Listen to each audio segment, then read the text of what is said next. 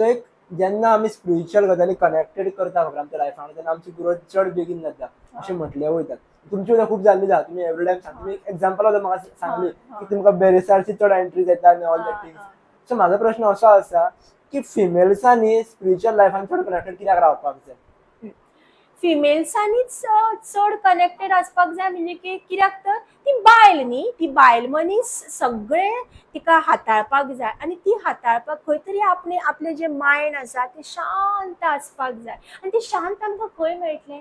देवाचें जर ध्यान करीत जाल्यारूच मेळटलें. प्रत्येकाचो हे वेगवेगळो आसता. आतां म्हणजे कशें साईबाबा हांव मानता, स्वामी समर्थाक हांव मानता, तशें प्रत्येकाचे एक एक देव आसता तेका ते मानता. सो ताका एक टायम दिवपाक जाय. आतां हांव कशें पारायण करता, दर बेरेस्तारा पारायण करता, म्हाका बरें दिसता वाचलें म्हणटकीर ते चॅप्टर.